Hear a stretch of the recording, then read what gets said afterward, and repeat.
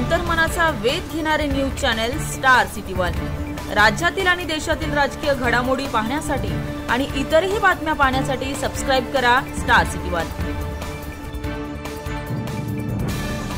समाधानी आहेत लोक, आम्ही सुद्धा, काय गरज नाही आरोप करायची अजिबात। पण याच्यात आम्हाला संशय, याच्यात जर निघलं मग खेटाखेटी होणार। दादा, तुमचं हे साखळी उपोषण जे आहे ते किती दिवसांचं असणार आहे आणि तुम्ही मुंबईला केव्हा जाणार असाल तर म्हणजे पहिल्यासारखेच कोटीनं मराठा घेऊन जाणार? हे साखळी उपोषण बेमुदत आहे, हे साखळी उपोषण बेमुदत आहे। साखळी उपोषण 10-5, 10-20 पोरं बसत राहणार।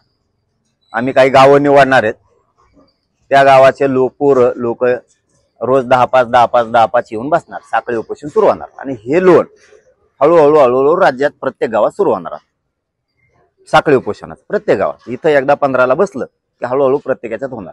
इथं आम्ही काही ठराविक गावं मिळून ठरवणार आहेत की रोज एका गावाने बसवायचं, गावाने म्हणजे 10-5 पोरं आहेत ते कायम आम्ही हे साखळी उपोषण आता बेमुदत सुरू ठेवणार। 10-5 पोरं बसणार, असं काय लाखांनी बसणार नाही। प्रत्येक वेळेस आम्हाला काय दाखायची गरज नाही, कोणी म्हणतोय म्हणून आम्हाला काही करायची गरज नाही। काही जण म्हणते याच्या मागे लोक नाहीत, लाखभर लोक रोज घेऊन हिंदू का संघ, रोज ज्या टायमाला हाक मारले ना त्या टायमाला डोळे फाकलेले त्यांचे।